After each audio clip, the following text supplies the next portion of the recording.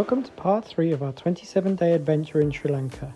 In this episode, we will be visiting Kandy, Nuwara Eliya, and finishing in Ella. Kandy is famous for its spiritual significance as the home of the Temple of the Tooth relic, which we will come on to a bit later. But also, it's where you start the famous train journey of Kandy to Ella, one of the most beautiful and renowned train journeys in the world, and one we will be taking. As soon as we got to Kandy, we decided to have some lunch. We visited Hideout, a highly recommended restaurant, and it didn't disappoint. The food and the coffee and the service were excellent. It was just what we needed as a refuel before we started our journey again. We were staying in the hills of Kandy, and at one point the hills were so steep our car got stuck. Eventually our driver found a new way to get there, and we arrived at our accommodation. Our accommodation was beautifully presented, clean, and had everything we wanted. It was also an incredible view across Kandy Hills. It was also one of the first hotels we stayed in that had water in the taps you could safely drink from, as the water was filtered. We were only here for a few nights, so as usual we wanted to make the most of it. After a restful night's sleep, we were up early to visit the lake in the centre of Kandy. The morning light was stunning and the city was just waking up. It was so nice to see the locals going about their day either to work or school. Even with the craziness of the Kandy traffic, there was a sense of calm around the lake. The lake is renowned for wedding photography, and sure enough, there were some couples in full wedding attire getting photographed. They looked amazing, especially the costumes, which were glistening.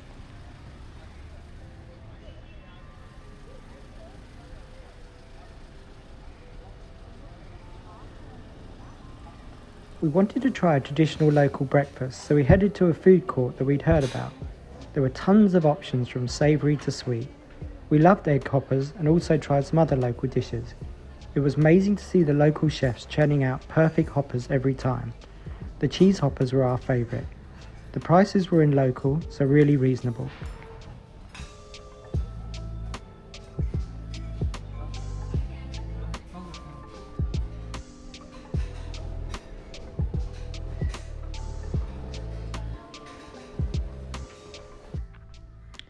We then headed to the famous Temple of the Tooth relic, a World Heritage Site. This location is one of the most religiously significant places in Sri Lanka, as it is said to house the tooth of the Buddha. There is a rich history behind this location, and it also has political significance. There is a fee to get in, and locals and Westerners have different entrances. The staff are very helpful and guide you where to go. Inside there are some beautifully decorated areas. We arrived just in time for the midday service. This is a daily offering of food and flowers to Buddha. The sounds and the sights are fascinating.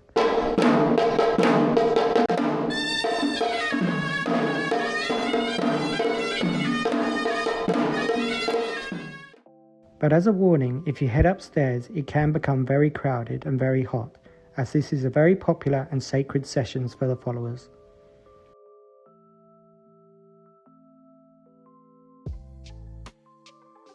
We eventually made our way back down to the calm and outside, where incense was being lit and oil candles were on display.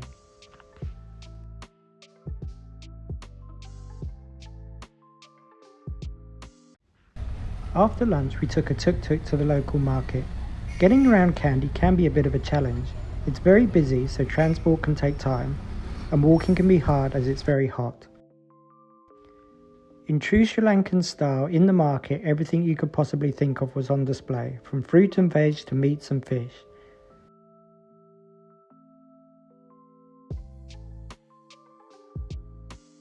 Upstairs in the market was also clothes and bags. We enjoyed the market but didn't make a purchase on this occasion, and just took in the sights and sounds. After the market it started to rain, so we called our driver to take us back to the hotel up in the hills. We were treated to an amazing sunset, and then we were ready to pack our things, as tomorrow we'll be getting the train from Kandy to Nuwara Eliya. Leave plenty of time to get to the train, as there's rarely a quiet time in Kandy. Once you are there, the station is easy to navigate and the staff are really friendly. We bought our tickets from the official website online. Second or third class are the seats to go for if you want access to open windows and doors. These notoriously sell out quickly. Then we were on our way, and it truly was an amazing journey and the highlight of our trip.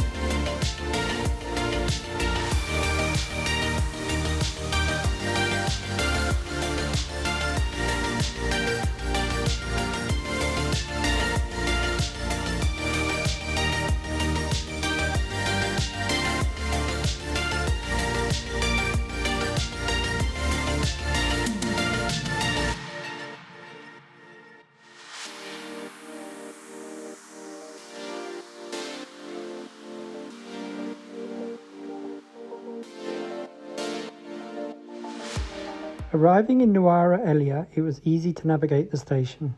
A driver picked us up with our bags and took us to the hotel. We actually changed our hotel in this location before we arrived, as we realised being central was a real benefit, and we're glad we did. The hotel was clean and comfortable, but we weren't there for long as we were keen to get out and explore. The town has a lot of British architecture and also the climate to match, as it gets quite cold. This was a welcome change for us and made walking around much more pleasant. We visited the famous Grand Hotel and were absolutely amazed by the stunning gardens. It was just another example of how much Sri Lanka has to offer and how diverse it can be. Who would have thought we'd go from 35-degree heat on the beach to suddenly wearing coats in an English-style heritage hotel? The next morning we were off to the tea plantations. Teague and I are huge fans of tea, and we couldn't wait to see where much of the world's tea originates from and the process it goes through before it reaches our cup. The tea brands themselves rarely have their own tea plantations. They actually go to auction in Colombo and buy the tea and blend it to their taste. First up was Galle.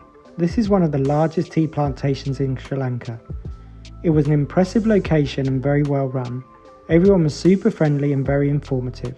The smell from the tea factory was incredible, and it was so interesting to see how it all becomes processed. Whilst there, we did a free tour of the factory and sampled one English breakfast style tea. There's a large comfortable area to drink and have your complimentary tea, and there's also a menu with other snacks and drinks on it.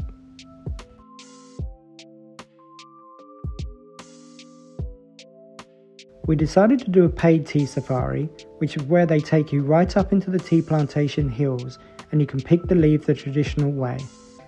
It was fairly expensive, but the cost was for the whole car, so the more people you have, they can share the cost if there was a group of you.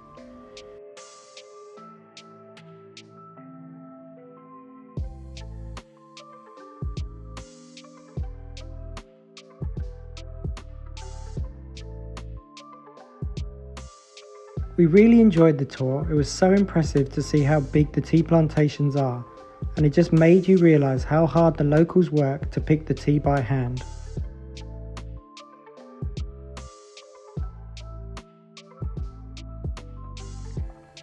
Next we went to Pedro Tea Plantation. Here we had a cup of tea before we did the tour, which had a small fee. It was a small plantation and it felt much more traditional. Pedro is known as being one of the oldest plantations, established in 1885. It also produces high-grown tea, popular in Europe and Japan. We even got a glimpse of tea pickers who were working very hard and fast to collect the leaves.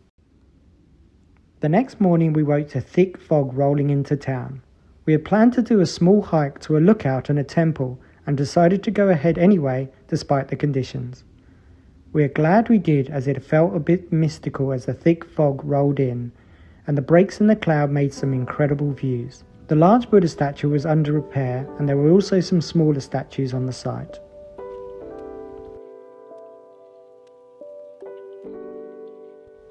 I was approved to use my drone in this location, so I was able to get some beautiful shots of the town and the fog rolling in and out. Before we knew it, it was time to leave, but we were getting the train to Ella. The station was about 20 minutes away and just happened to be close to another tea plantation. We thought we'd give it a go as we had some time and we'd heard good things. This was one of the first tea plantations that let you sample the many different tea leaves, which we really enjoyed.